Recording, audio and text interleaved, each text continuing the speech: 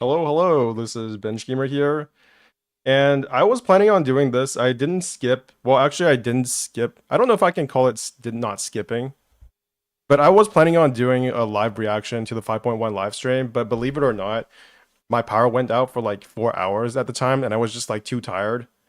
I was actually just too tired to keep going like 4 hours. So I had already skipped. I had already missed the 5.1 live stream, and I was staying up basically for like 24 hours because I suck at time management. So by the time that my power came back, it was like 4 hours after the live stream had already ended. So it was just like, no, I'm not doing this. I'm actually just going to go to sleep. And after that, I basically procrastinated for like 2 or 3 days. I don't know how long ago this was. This was on September 27th, right? So it's been like 2 days. So that's basically where I'm at. And I also missed the Hoyofair thing because I honestly just don't have time. It's actually astounding how much time it takes now to like play all the Hoyoverse games, and I'm not even playing all the Hoyoverse games yet. I'm basically like 2/3 of the way done with Zenless Zone Zero's limited time event. Um, so yeah, I'm almost done with Zenless Zone Zero right now. But it's actually astounding how much like content there is in like a Hoyoverse game these days. Like people say that there's nothing to do in gacha games. I think it's the opposite. I think there's too much stuff to do in gacha games now. Like now there's also like Wuthering Waves, right? I just updated Wuthering Waves today, so I might go check that out at some point. I don't know. I've basically like dropped off Wuthering Waves besides just checking in whenever there's a new patch. I don't log in daily anymore. I don't do my dailies. I don't do like the spiral bits equivalent. I don't do any of that stuff. Basically, like if I ever do anything in Wuthering Waves at this point, the only thing I'm going to do is the main story, and then I'll probably just check out the holograms because that's the only thing I enjoy. And I basically have to do the main story to get access to the new holograms. The new story is pretty short. You already did it? So yeah, I'm a big fan of just like I wouldn't say I'm a big fan of short stories, but one of the things that one of the things I've noticed with Zenless Zone Zero is that the reason why I can keep up with it is because the new stories are relatively short, right? They're like at most like 3 to 4 hours long. They're not like humongous 6 hour behemoths the way that Honkai Star Rail and Genshin Impact tend to be. So yeah, I've saw some people. I was like partaking in the Reddit discourse for Zenless Zone Zero's newest patch, and basically some of the people said that it was too short. That because there was no TVs, it felt like it was shorter. And then there was the other side that said that well, actually, if you look at how much time people were actually spending in the game, if you look at all these live streams, actually, it's the longest patch we've ever had. Yo, Lillian Sabuva da Silva, what's up? I feel like you've been on my stream before, even though I don't remember the name, but whatever. Maybe it's just because your name starts with O and kind of like reminds me of Lily City. Anyways, so it like okay, that's like an entirely different conversation, but basically I'm a big fan of shorter content now because there's just too much content. Like if you are, and I'm not even sure if that's a fair thing to say because most normal people aren't playing like three or four gacha games at the same time. I basically had to drop off Arc Knights for like a day or two at this point as well. Like I'm not doing anything with Arc Knights now, which is a shame to say because like I want to progress in that game. I still there's like so much story content in Arc Knights. Yeah, Genshin Impact as well. I'm so glad there's like another day for the new event. Like there is one more event I have to finish, and that's basically it. And then I also have to finish like the story quests for the characters. They're not really like character story quests anymore. I don't think they're called like I don't know. They're called like region quests or some shit.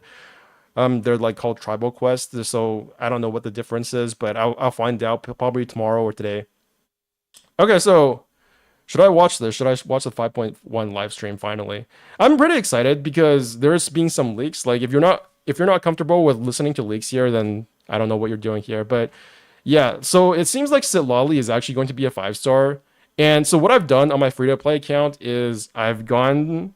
I think what I'm going to do with my free to play account, I didn't watch live stream either. Yeah, 5.1 live stream is like usually not that hype. People usually tune in for like the point 0 live stream and then the point 2 live stream. But I don't think that's how it works anymore because I don't think that's how it works anymore because the story is actually not ending in 5.2 this time. It's ending in 5.3, which is good for me because like I'll be back in Canada, hopefully. I heard there's no new area for this patch. There's not. There's like one underground region, which is like just the place where you fight the boss. I'm guessing, and then it'll just that's basically it. And then 5.2 2, I believe, is going to be like a new region, but I'm not sure if it's going to be a new region for Natlan or if it's going to be like Chinese New Year, which is Lantern Rite, right? When is Lantern Rite usually? Chinese New Year is 2025. When is, I don't know, 5.2 Genshin? I don't know why they're not doing like a new main story quest for 5.2. I think that's super weird. I'm not sure what they're trying to do with that. Like 5.1 is going to be, when is 5.1? Yo, what's up, Buratica?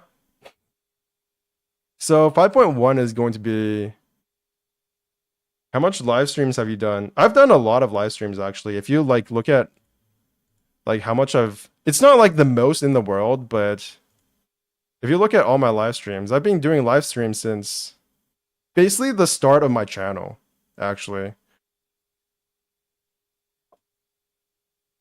Like obviously not every single day, but actually there was a time frame in which I was basically just live streaming every single day for like a very short period, like August 8th, August 7th, 6, 5, 4, 31, 30, 29, 20, 18, 11. Okay, maybe every day is a bit of an overkill, but I was streaming pretty regularly, at least like once or twice every single week.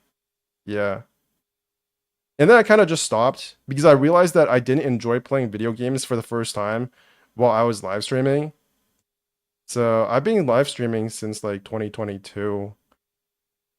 2022, 2022. Okay, so basically since 2021. September, November. November is basically when I really started doing some live streams for like 5, 6 hours. Yeah. I think I'll be back later. I need to go shower for a minute. All right, wait, you don't make money from live stream? No, I don't make money from live streams. Because you can't really make money from live streams on YouTube, at least not for like very like small content creators. If you look at my non-live stream stuff, well, I do make money, right? So even this video with only like 241 viewers, I made almost $1. Isn't that amazing? I made almost $1, 83 cents. Amazing, right? For this video, I made $4.35. So basically, anytime you see a video with like 3,000 views, I'm basically making like $4, essentially. Yeah, $4. And then, yeah, this one was almost three, yeah, just like $4. Every single one of these like 4,000 view videos is like $4. And even this one, 245 viewers is almost $1. That's cool. Yeah, so it's like, it's not like real money. It is real money, but and then you have like 25,000 viewers, and then I get like $45, which is amazing.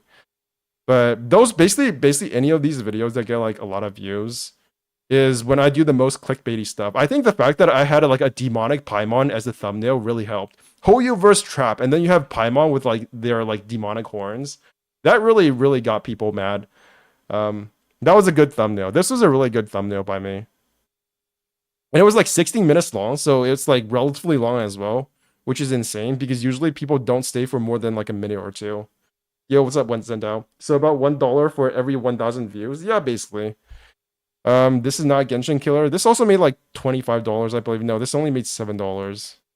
So obviously my biggest earning video was this one, $182 over the course of like, yeah. Yeah, I got like 218 subs from this, and it was just complaining about Genshin Impact. You ever wonder why people complain about Genshin Impact so much? This is basically why.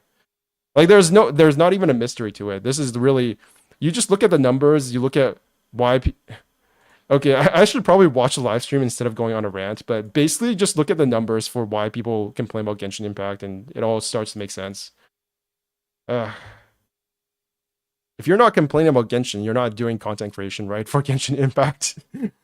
But okay, so I don't think I ever talked about this on a video or on stream. I should really do that.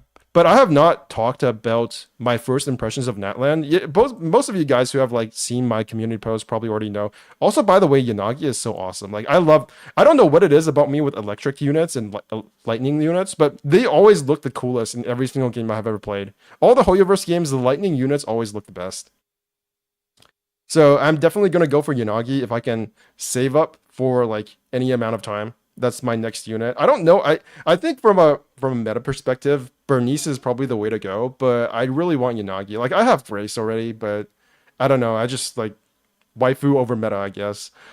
So my initial impressions of Natlan on video on stream is that this is like after I played through the main story, right? I've already finished the main story. I don't think I've ever talked about this on live stream, but I've played through the main story. I've done like maybe like 25 to 30% of the world exploration.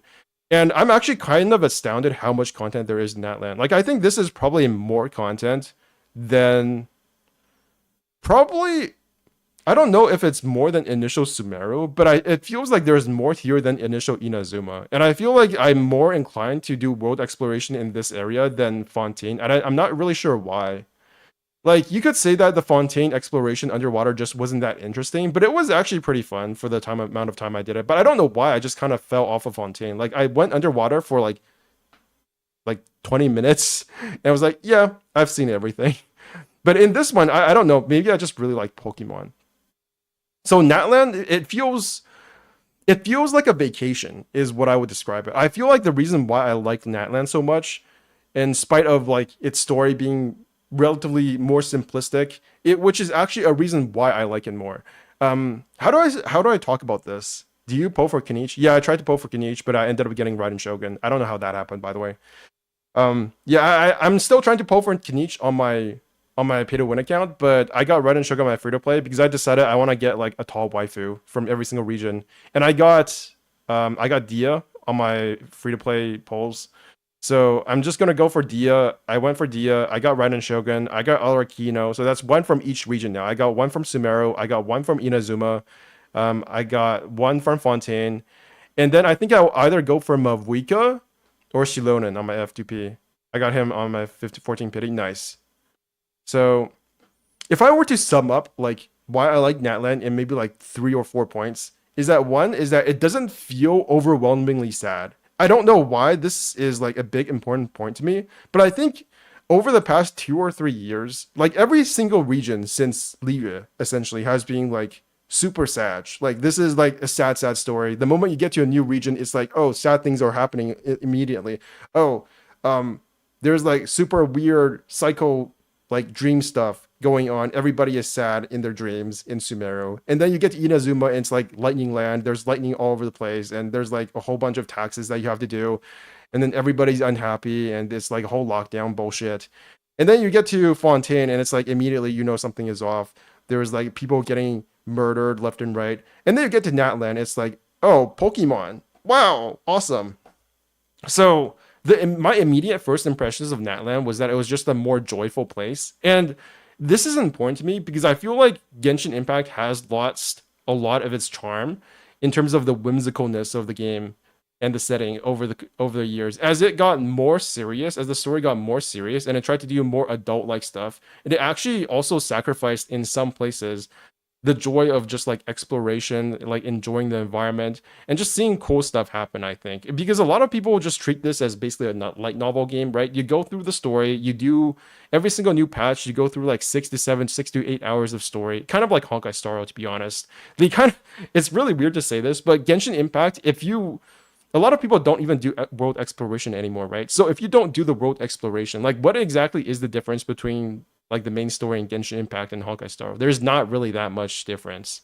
So that was one big problem for me. And I think what Natland's story has done very well is it has given us an excuse to go across Natland and just explore different places. I found that as I was exploring Natland, I was like going off to all these like little different side nooks and crannies to like research this and just get a puzzle over there, do a quest over there, just getting sidetracked. And that never happened in Fontaine. I think it's because Fontaine is just a more compact place. It feels like it's much more directed.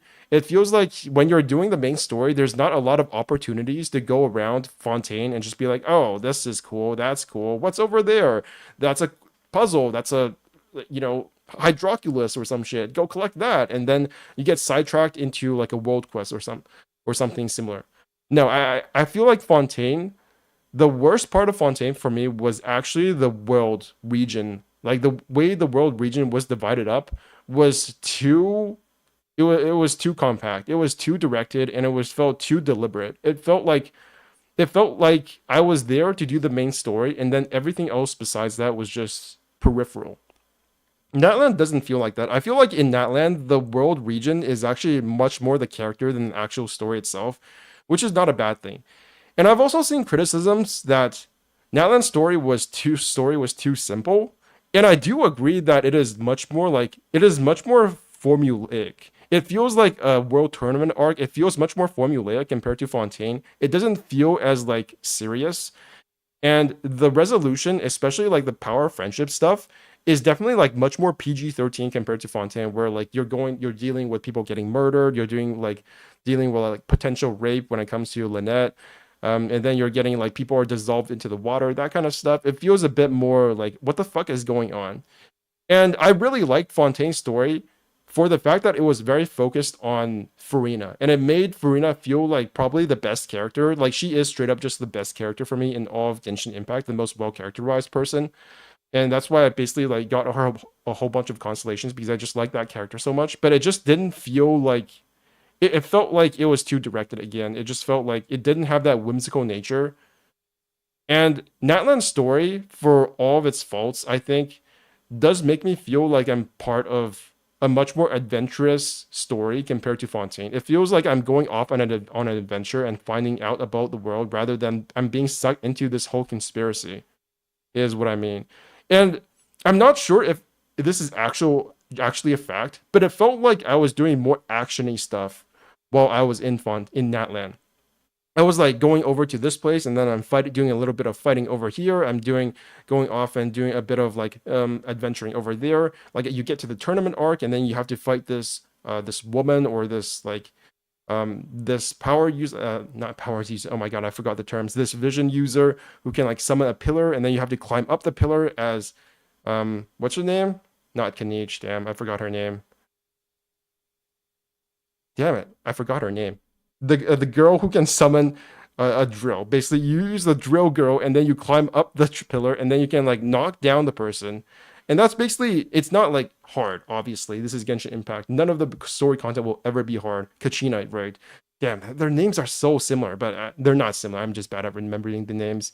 But it just feels like I'm doing a bit more of the stuff that you would have been doing back in 1.0 Genshin Impact. Back when you were still in Mondstadt, when you were still in Liyue, people really like to say that Liyue was just a Yap Fest. But having played through it like a year or two ago when I started my free-to-play account, the truth is that even Liyue compared to modern Genshin stories is way less of a Yap Fest. There is still way more like action combat stuff going on compared to modern stories in Genshin Impact. And I think Natlan has dialed that back way more than in the past. They have dialed back the way that the story is told in Genshin to like at least Liyue terms of the amount of dialogue there is, the amount of action, combat, and adventuring. And I really like that. So I think those are the big reasons why I really like Natlan. Oh yeah, there's another reason. Have you guys done the what's it called? The night challenges? I don't know what they're called exactly. They're like the local legends, but they're not the same as the local legends in Fontaine. Like local legends in Fontaine are cool, but the local legends in Natlan, you get teleported to this entirely different place, and then you actually have to fight like this super strong monster. They're like the totem pole guys, and you actually have to engage with the mechanics. I was astounded. That was the first time in like 2 or 3 years since the Consecrated Beast that I actually had to engage with the mechanics, the fight mechanics of a boss. Oh, no. Okay. I'm putting. That's not true. The Iniquitous Baptist actually did have mechanics that you also had to engage with.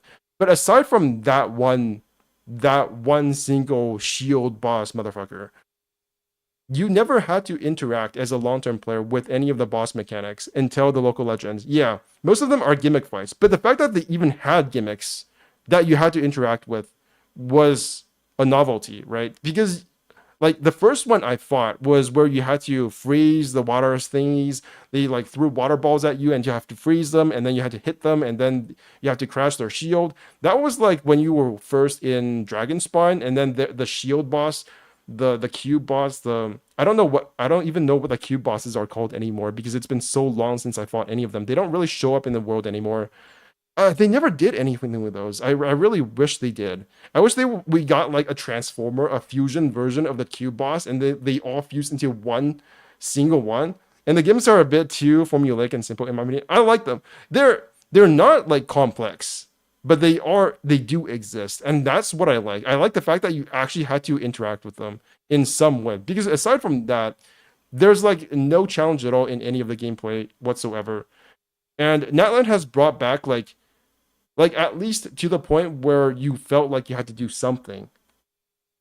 They brought back the complexity of the gameplay to like the standard of 1.0 Genshin Impact, which was never that complex. Like, let's be honest, it was just use Hydro on Pyro, hit the charging ball thingy and hit it back at the cube.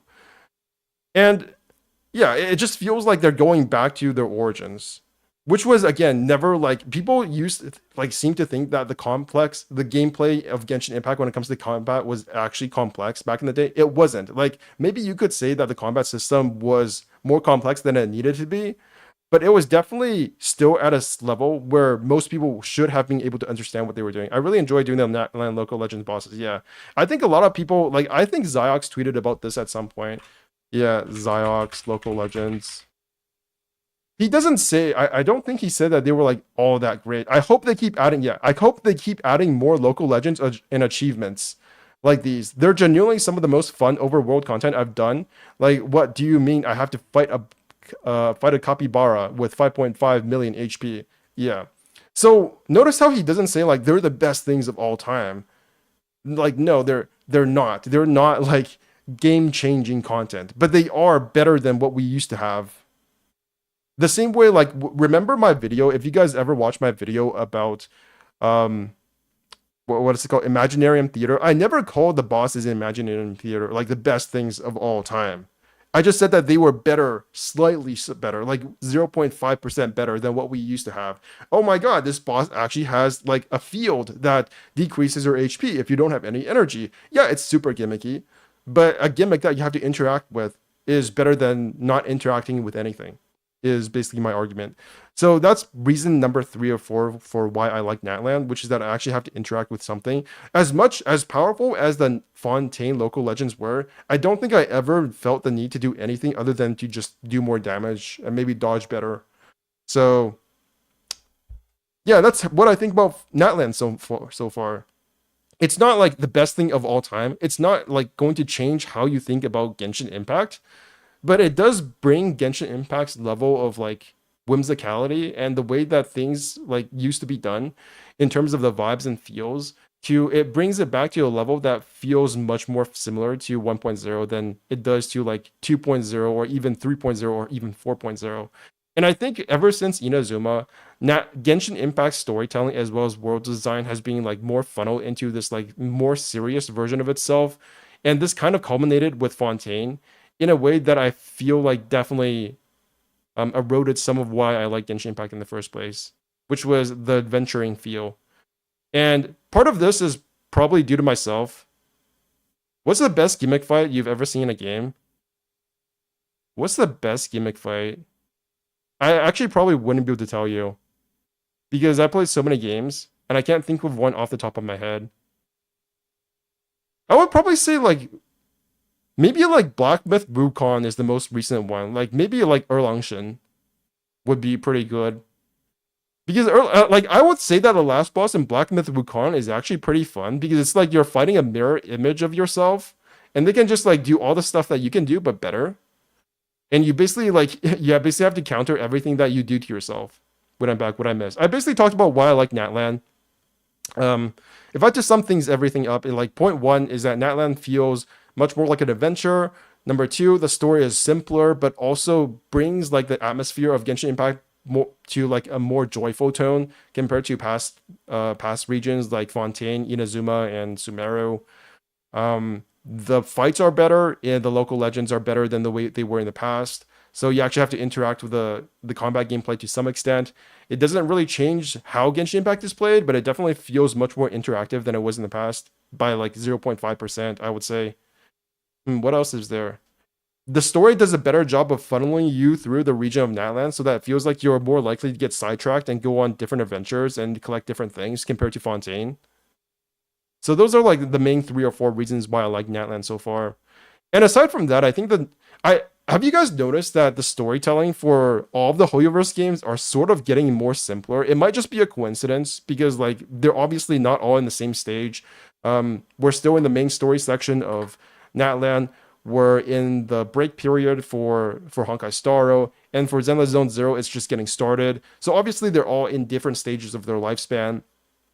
But it feels like all the stories in Genshin Impact, in Honkai Star and Zenless Zone Zero, whether it's like in the Shinjo Luofu or in Natlan or in like New Eridu for Zenless Zone Zero, it feels like they're all being much more concise, much more fast, much more like compact, and just much more understandable. Like I think one of the reasons why I ultimately fell from like a 9 to an 8 for Penacony as well as Fontaine was that they were just way too wordy. Like, where is that image that I had of the amount of dialogue in all of the different regions? Like, you can even see right here. Like, maybe I can zoom in a bit more for you. Like, the amount of dialogue in the different regions ever since like Mondstadt has been increasing exponentially for so long that it's just like it's not fun anymore. I don't feel like having more story is actually a good thing for Genshin Impact and Hoyoverse games anymore. I realize like Genshin Natlan Arc Conquest does pretty good with a storyteller, in my opinion. Like, it's obviously not the best thing ever. I still kind of cringed when like Kachina did the whole power friendship thing. I was like, no, you didn't earn you didn't earn your power. That's why you will fail. And then they kind of just like face smash the abyss guy. I thought that was pretty cringe. But overall, I would still say that it feels much more understandable, and that's basically all I'm looking for with Genshin Impact right now. The same thing with Zenless Zone Zero. I think Zenless Zone Zero actually has my favorite storytelling out of all of the different Hoyoverse games right now, because it does what I like about these gacha games the most, which is that it makes me care for the characters at the same time as telling a story that is not too complex to the point where I'm checking out all of these different like notebooks, different readables that I have to do. That might have been what I did back when like Genshin Impact was 1 year old. I would go check out some of the books, but there's just too much stuff now, and it feels like a much more like the amount of people who can actually contain all of that information in their brain is a much more select like group of people now than it was in the past, because you just have to have played the game for so long now, and you have to have like obsessed over the thing that you cared about for so long that like most people can't really engage with it. I'm just gonna be honest. And now with so many different like Hoyoverse games, I think it's a very good move for them for Zenless Zone Zero to make the story much more upfront. Like there is no big secrets. Like there are secrets, but it's never presented in a way where you have to like where you're made to feel like you're supposed to obsess over the secrets for a long time. Like, of course, Ashika is going to make her theory videos about Zenless Zone Zero, but none of the theories are ever like questions that I have ever asked myself. And I felt like, oh, the story is obviously posing this question, and if you just don't understand what the question is and what the answer is, you're a fucking retard. It never makes me feel like that. With Genshin Impact, it's like, oh, they're mentioning 4 different ancient names of all these people, like I don't know, Loki Surtur, Surtur Loki, or whatever their name is. And if you don't know what like the consequences of this name means within the first 10 seconds of it being mentioned, then you're fucking stupid. I thought you started to interesting with Genshin Impact story when Age the Hall came out. No, not Age the Hall. The first John Lee story quest. The first John Lee story. The first John Lee story quest was when I thought, wow, this story is actually like way deeper than I thought it was.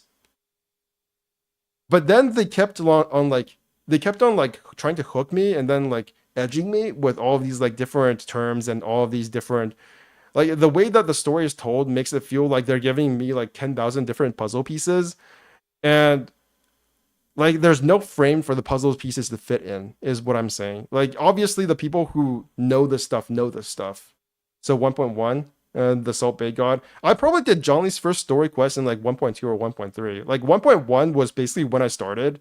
Yo, Adria Gailey, what's up? Like 1.1 was basically when I started, but it still feels a bit too fast without TV puzzles. Oh, so you're one of those people. I kind of agree. So there's two sides to this argument, right? The pro TV people and the anti TV people. My honest thoughts, like right off the bat, my first impressions of the new story is that I have no in like instinctual need for the TVs in the story. Like the way I did the story, I really enjoyed it. I think that 1.2 story for Zenless Zone Zero is probably some of the most like enjoyable storytelling for me, and it just combines all of the things I liked about Hoyoverse storytelling into like a single package. Anti P people, anti TV people. They replaced the TV with that racing minigame. No, they didn't. The racing minigame, if they don't do anything with the racing minigame in the future, it's completely worthless. But I like the fact that it's there. But if they don't do anything with it in the future, I feel like it's just wasted potential. Should I spend some time talking about the Zenless Zone Zero story in 1.2 and the TV stuff? Okay, so as you guys know, a lot of people did not like the TVs in Zenless Zone Zero, right? We're all on the same page with that. A lot of people complained that the TVs were bad for a variety of reasons. And what happened was that they kind of basically removed them in 1.1. And I don't think this was a decision they made just due to the initial launch impressions of the game. Like, this was not a decision that they made right, like, on the cuff. It was not like, oh, we released the game, people don't like TVs. I guess everything we made for the 1.1 TV sections, let's just throw that all in the garbage. No, that wasn't the case. That was definitely not the case. They probably made the decision to reduce the amount of TV sections in the game, probably much more like much earlier before release than people thought. Like, this was a thing that they even talked about before the game released. They literally said, I believe that they literally said that we're looking into how to like make the TVs either more enjoyable or just reduce them outright.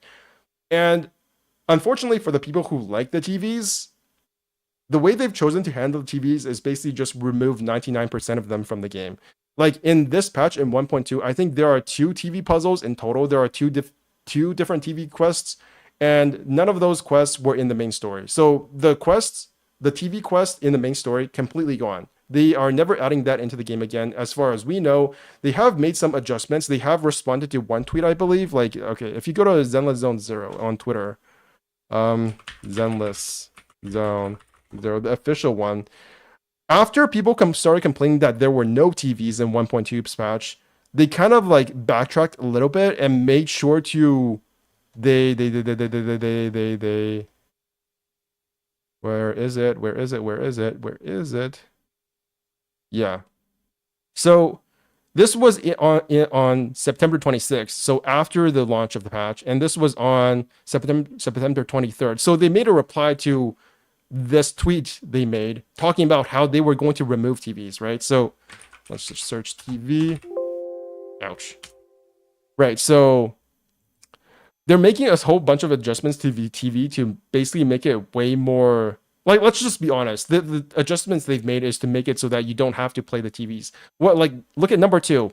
Adds Ferry Auto Explore mode. That's in the game now, by the way. For some commissions with TV mode gameplay that proxies have already completed and fulfilled certain requirements, Ferry will help you gather unclaimed observation data and rewards from previous attempts. So what this means in layman's terms is that if you do a TV mission and you don't get all of the rewards because the rewards are strewn across all over the TV map, right? So there's like maybe one in the north, one in the south, one in the like east or something, and you just didn't happen to get one of those TV rewards that you can just like go click onto. Then after you have finished the TV mission, then you can just click another button, and then after a span of time, you will get those rewards automatically. So it's basically just click a button, you get the rewards. You don't have to worry about that stuff anymore. The end. So you don't have to pay attention to that stuff in the TV anymore, unless you are just like you don't care about it so much that you are not even willing to press a single button and wait for like 10 minutes to get the rewards. Unless you're like that, then I guess this would still be a bad thing. But essentially, the amount of gameplay, the amount of like actual attention you have to pay to the TV is completely non-existent now. Like, aside from just going through the TVs, and that is one of the main things, like the main takeaways I had throughout all my time, like listening to what they're saying about TVs. The problem is that you can't really do anything with the TVs without pissing somebody off. That is basically what they're getting at. Everything they said in the developer live stream or the developer video that they released, as well as what they're announcing here, as well as what they've said in the past, basically means that if they make the TVs more interesting, then people will hate it more. There is a section of the player base who are A, very dumb, and 2, very lazy. And a lot of people are both. As we all know from Genshin Impact, the puzzles in Genshin Impact over time have become less difficult. They basically peaked in Inazuma in terms of how finicky and how hard they were, and then over time it got like less difficult. It's gotten more creative now, I think, with Natlan as well as with Fontaine. I think it's gotten a bit more interesting than Sumeru, but it's never like reached the same difficulty as Inazuma. And that is one of the problems that they will always have to face making a gacha game, which is that these games are supposed to be very accessible. And if you make the TVs more interesting and less handholdy, there is a good chance that people will literally just fall off because they don't know how to do the TV section. So no matter what, there will be like backlash from what they do with the TVs, which is why they basically removed them entirely from the main story. Now, the problem with removing them from the main story is the way that you play as the main character in the main story is through the TVs. That is your entire job. That is the reason the main character exists. Because the main characters are supposed to be like this proxy controlling this like little robot. And the way the little robot does its like questing is on the TVs. The TVs represent the hollow, which is like the map that the little robot has to traverse. And without that excuse for that, without the TV mode, there is like no excuse for why the main character exists. So if you've done the 1.2 story and the 1.1 story, like the 1.1 story was supposed to be a special episode. It's kind of like a side quest. And then in 1.2, we had the main quest. And what a lot of people were suspecting was that 1.2 would bring back the TVs for the main story. And that never happened.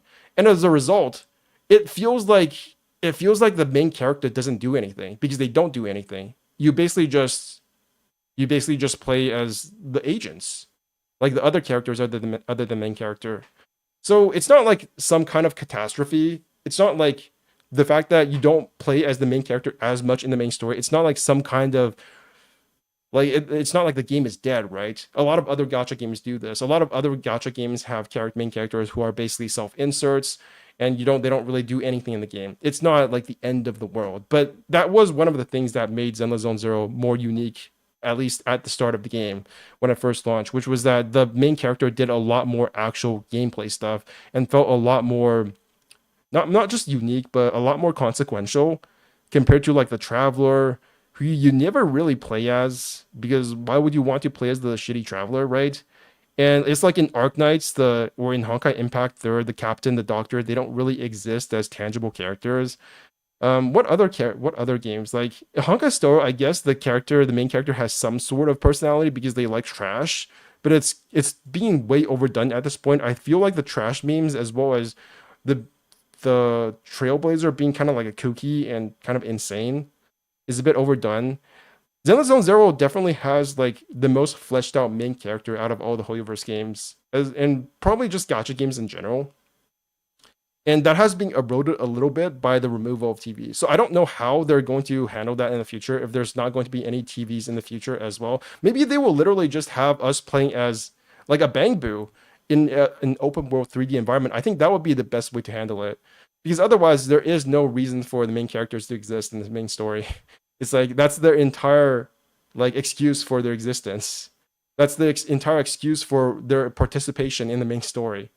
So that was one of the main criticisms that people leveled at the removal of TVs.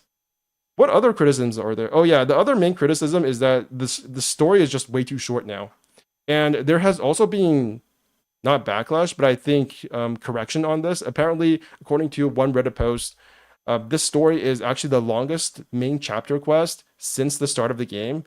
But I can see why it feels shorter, because other than just combat, you're not really doing anything besides combat, right? You're just going through the main story, reading it like a visual novel. Maybe you go into 3D environment once in a while, and then you run up to another NPC. There's a meme about this, right? Story quests in ZZZ now. Story missions. There is a meme about this somewhere. 1.2. Okay, so basically it's just like you're running up to a bunch of NPCs, you talk to them once or twice, and then you go into another visual novel mode. That is essentially the main story. That is essentially storytelling in not Honkai Star, but that's also Honkai Star, right? That is the problem. Zenless Zone Zero used to be more unique, for better or worse, because of the TVs, and now without the TVs, it's literally just like, what is the difference between Honkai Star and Zenless Zone Zero? Like, can you guys think of one? Like, in terms of storytelling, what is the difference between Honkai Star, Honkai Impact 3rd, and Zenless? There's not a lot of difference. It's literally just that Honkai Star is a turn-based game and Zenless is a action combat game.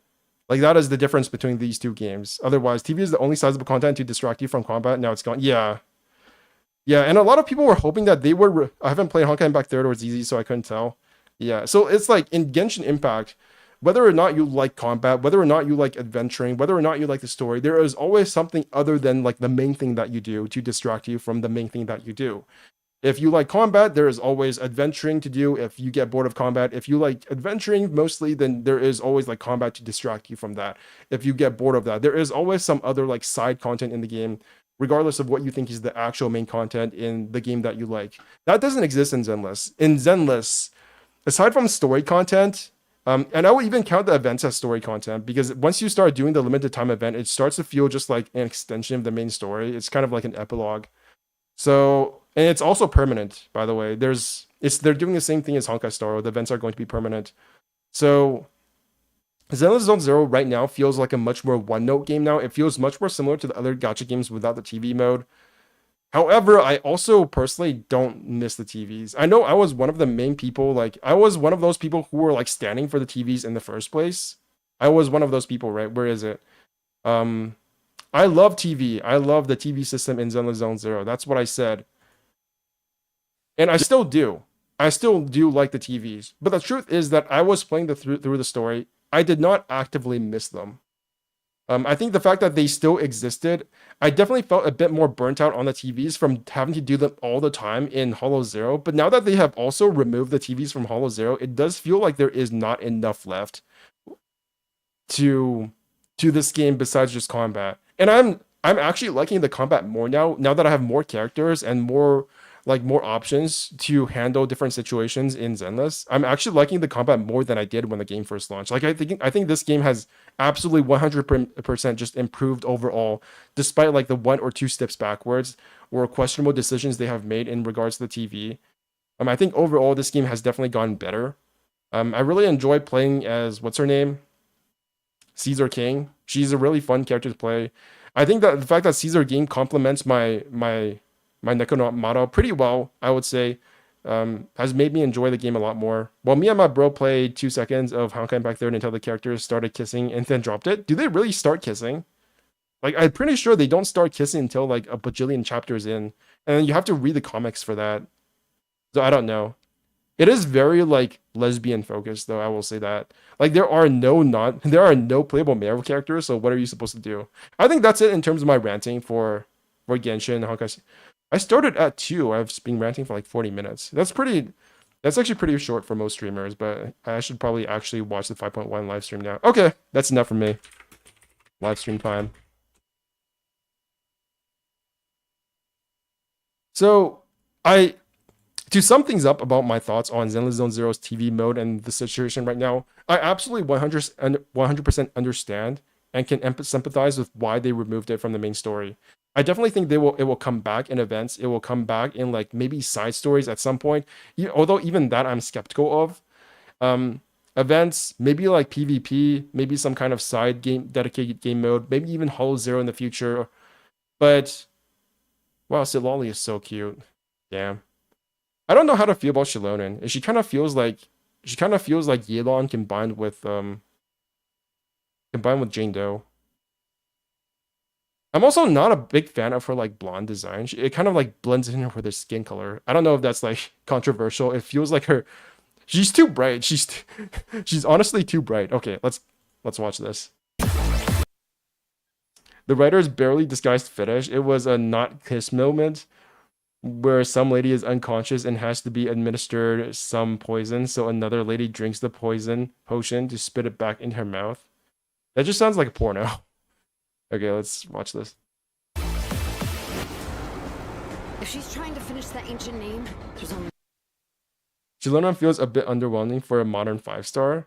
I don't know what she does. I'm just basing it completely off my like off the visual design. Yeah, that's why we dropped it. I've had concerns for a long time. Malika's plan needs too much time. Wait, they're just starting off? Is this like the full live stream? They're just starting off. No nonsense, no talking heads. Just the trailer, huh? Oh, we do have the talking heads. What? They're all NPCs. Is this because of the voice actor strike?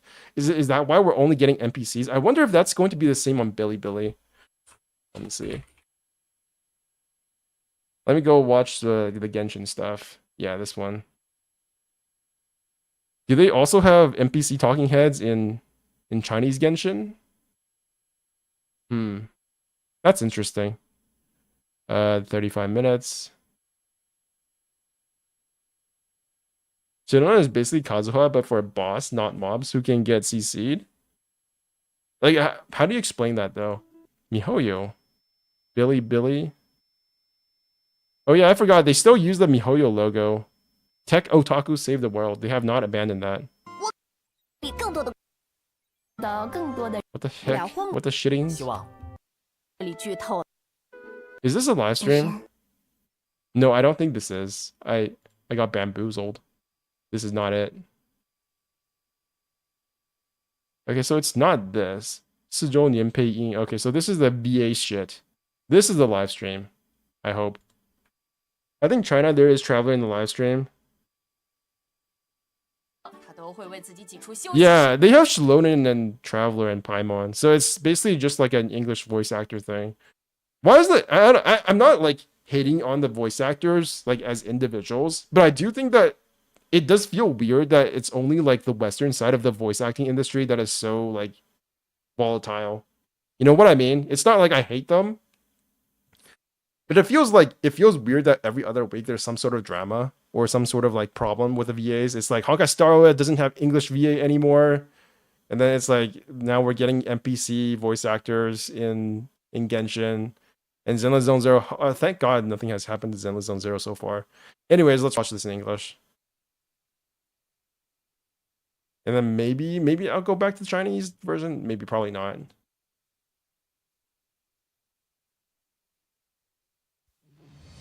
I've had concerns for a long time. Malika's plan needs too much. Oh, you don't know about the English VAs? Well, okay, they do have English VA in the game, just not the trailers, right? So Lingshot trailer.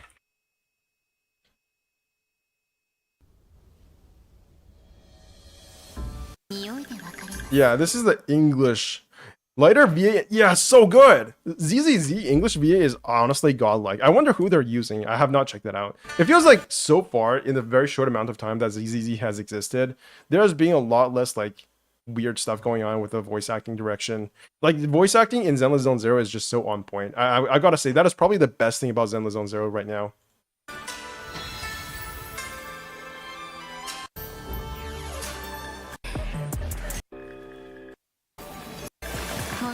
Yeah, they're talking in Japanese in the English version on the English channel for Honkai Star Rail because the voice actors are just not like they're on strike. Time and too many things can go. Let's go back. Okay, I will actually watch live stream now.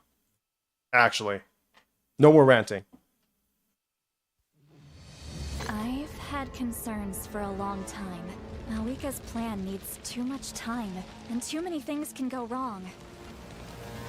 So, specifics aside, the Pyro Archon confirmed the Gnosis can resolve the crisis. I think, but it comes at a huge price.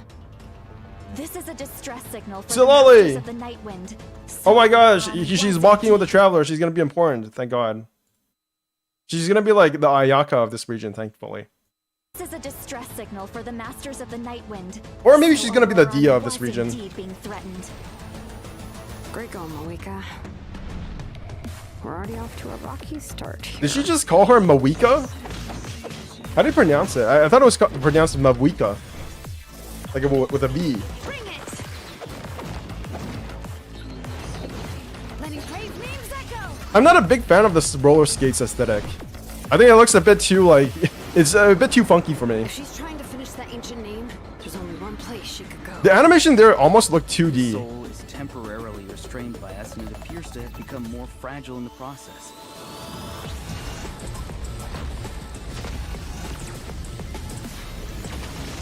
Oh, they're doing the EDM thing now as well.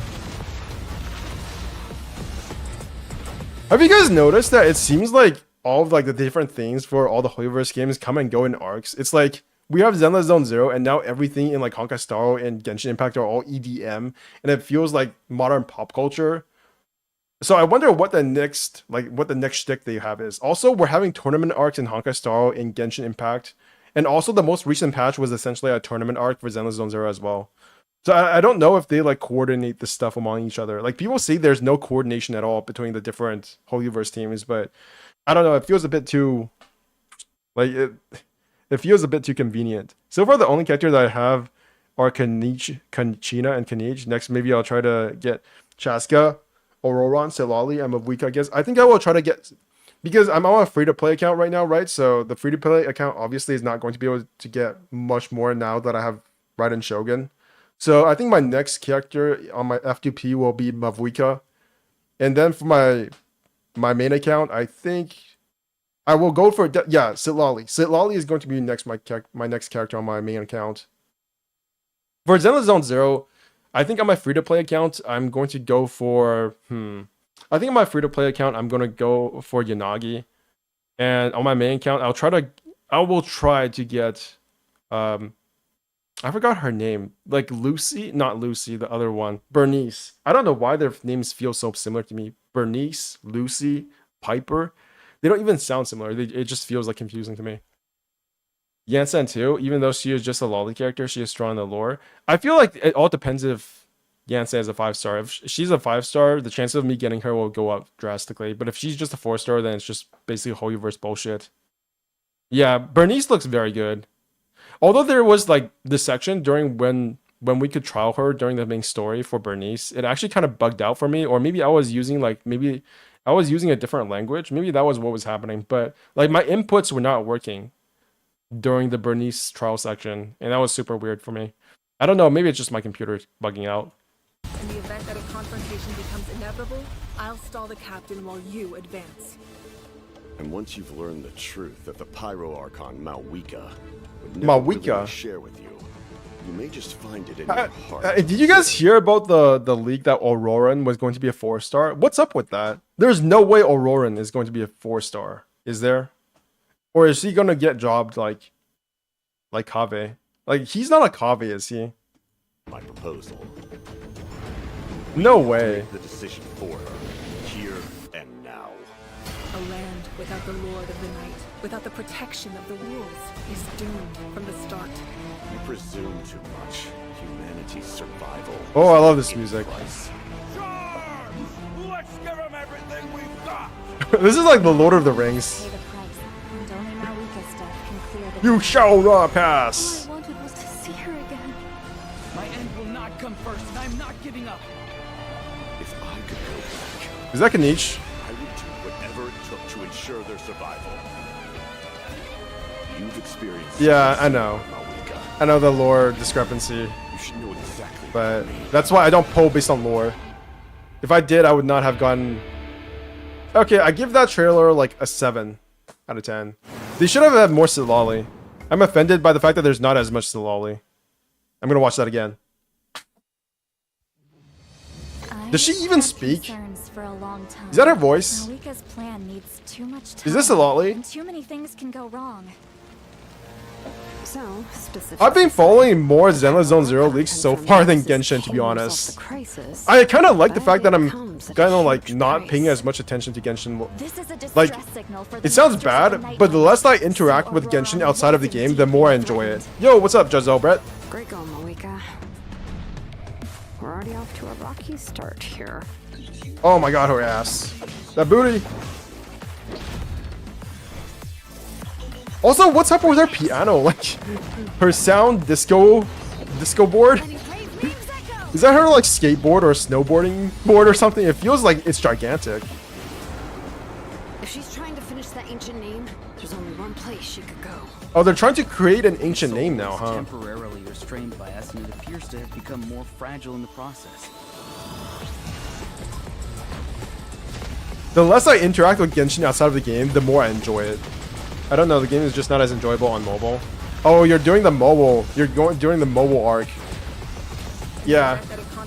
If I had to play this game on mobile, I just win.